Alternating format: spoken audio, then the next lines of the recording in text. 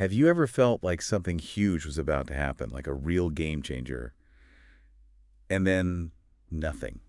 It just sort of fizzles out like a forgotten dream. Mm, What is that invisible force that can derail even the best laid plans? Especially when everyone's saying they're on the same side. yeah. What if this wasn't just about like a project or a personal ambition, but something that could actually shift the balance of power on a whole continent? Welcome to the Lonely Star. A whole continent. You've given us some seriously compelling material for today's deep dive. I tried. We're looking into the EU's efforts to get substantial military aid to Ukraine. It's a story that feels like it's unfolding in slow motion. A lot of promises, but the results have been a bit, Underwhelming. shall we say, underwhelming. Yeah, maybe. Our goal today is to unpack what happened at the recent EU summit in Brussels. Okay. Why is it so difficult to mobilize this crucial support? The sources you gave us really paint a picture of these really lofty ambitions slamming right into, well, the brick wall of diplomatic complexities. Yeah. And then there's the practical realities of trying to get a bunch of different countries to agree on anything. It's a challenge for sure. All right, let's get into it. So we start with this big idea, this spark. Yeah. Kaja Kallas, a very influential voice in European diplomacy, wanted to aim high. She was pushing for a substantial 40 billion euros in military aid for Ukraine for 2025. Wow. The idea was to really boost Ukraine's defenses, Right. maybe help them get a better negotiating position later on when it comes to dealing with Russia. Makes sense. So what were the main motivations behind that number, that big 40 billion? Well, the context is interesting. It didn't just come out of nowhere. Before this, there was this other plan to send a huge amount of artillery ammunition, 1.5 million rounds, in 2025.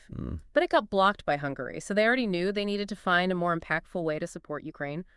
One that maybe wouldn't get vetoed by one country, the 40 billion euro proposal. Maybe it was a way to achieve that kind of support, large scale and stable. So after that earlier roadblock, Callas was maybe thinking that a bigger, broader package might have more success. Yeah, maybe.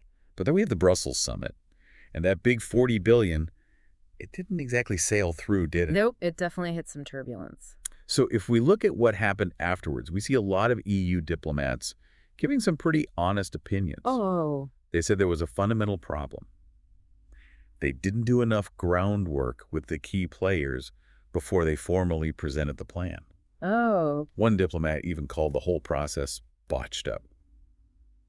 What does that tell us about the importance of all those behind-the-scenes talks in the EU? It tells you it's all about groundwork, getting everyone on board. Quietly. Yeah, before you go public.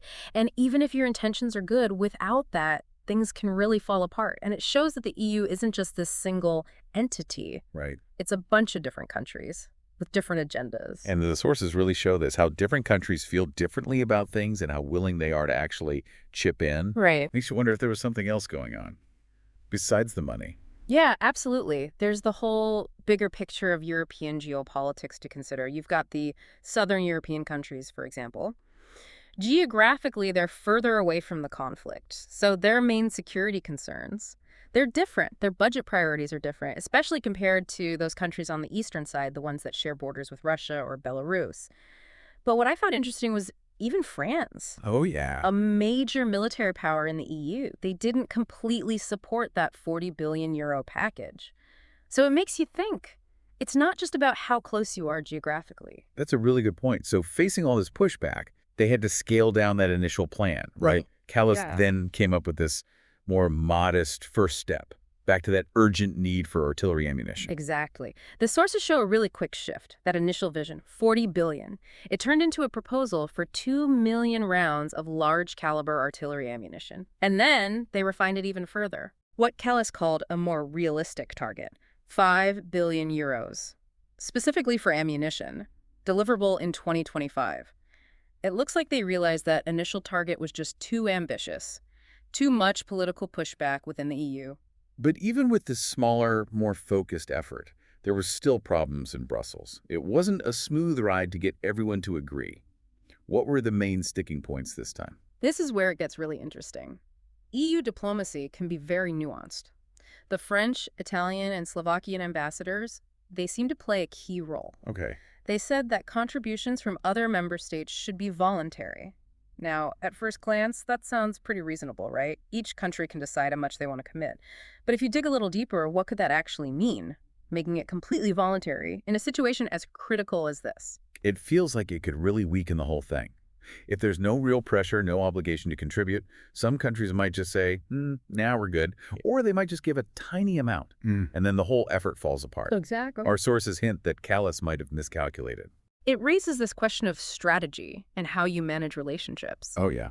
The sources suggest that maybe Callas didn't do enough consulting beforehand, not just with the member states, but also with people in the European Commission, before she presented her plan, which was very ambitious.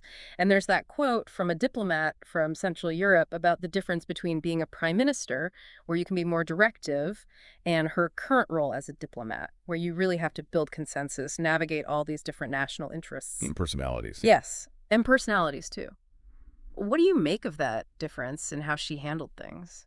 It's really insightful. It's almost like the process itself, the way it was all presented, that became a problem in itself. And it wasn't just about this one aid package, was it? The summit also brought up this wider anxiety within the EU about their whole strategic role when it comes to Ukraine and how they fit into the bigger picture of diplomacy led by the U.S., especially with all the changes happening now. It's this worry about being left out, especially with all the diplomatic moves former President Trump's been making recently. It highlights this tension. The EU wants to support Ukraine's sovereignty and security, but they also want to stay relevant, keep their influence in any future peace talks. They want to be right there at the table, not just as a source of money or weapons. Right. They want a seat at the table. And that desire to be a major player, that seems to have caused some friction. Like that reported exchange between Pedro Sanchez, the Spanish prime minister, and Kaja Kallas about whether they needed a special EU envoy. Ooh. That sounded tense. What can we learn from that kind of disagreement at such a high level? It's interesting. When Sanchez publicly called for a dedicated negotiating team and a representative, it obviously hit a nerve. Callas's response, "What am I here for?" Right. It shows you how these clashes of ego can happen and how there's this competition for influence within the EU's foreign policy system. It suggests that even though they all want to support Ukraine, they disagree on how, who should lead, and maybe even what the end goal should be. And all the while, this is all happening, Zelensky, Ukraine's president, is making a direct plea for more support. Air defense systems, more military aid. He even referenced a recent drone strike. It's a reminder that all this political back and forth, it has real consequences in Ukraine right now. Absolutely. It's a powerful reminder. All this diplomacy. It could be complex and it could be slow, but there's a human cost to every delay. Yeah. So the Brussels summit ended without a solid agreement on that €5 billion ammunition plan. But it's not over, is it? There's another meeting in Paris coming up pretty soon. What's the point of that meeting?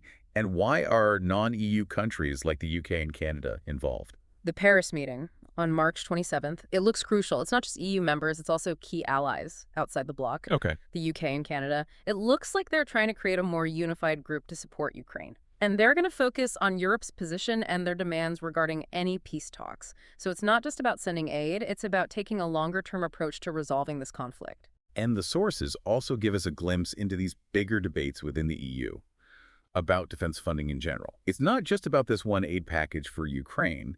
There's a bigger conversation happening about the future of European defense. Right. What's fascinating is how many different opinions there are.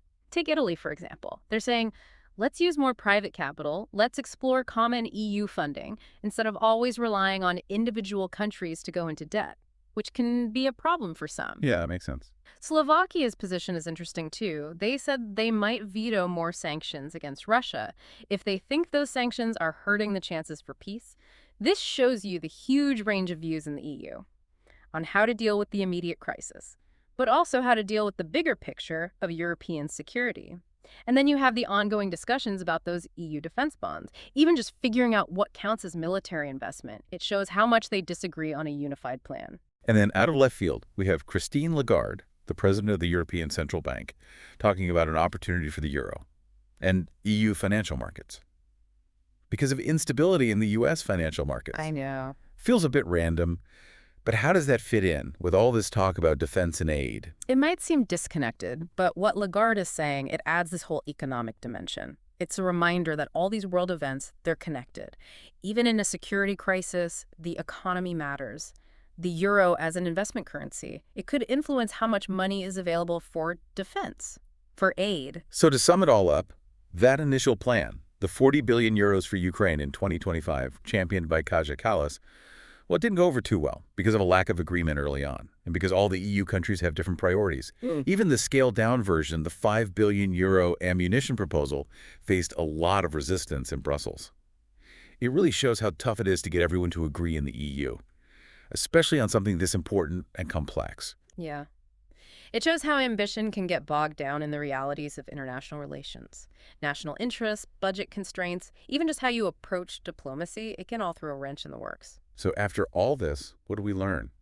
All this effort to find common ground and take action. It shows us this whole tangled web of national interests, financial limits, and maybe even missteps along the way. Right. And it makes you wonder, can the EU act quickly and decisively when they need to, when there's a big geopolitical challenge? Yeah, it does. Will that meeting in Paris change things? Can they put aside their differences and really support Ukraine in the way they need? Good question. They're crucial questions. The answers could have an impact far beyond this one aid package. It makes you think about this. We live in a world full of crises, and they're all connected. So how can big organizations like the EU act quickly and make a difference while dealing with all the different interests of their member states? Can they do it with their current structure? Or are we seeing the limits of these big alliances when there's a big threat to security and stability in the region? Thank you so much for sharing these sources with us. They were so insightful. We hope this deep dive has helped to clarify some of the complexities at play here. I hope so. Keep asking questions, keep digging, keep learning. That's right. Join us next time for another deep dive into the topics that matter to you. Goodbye for now.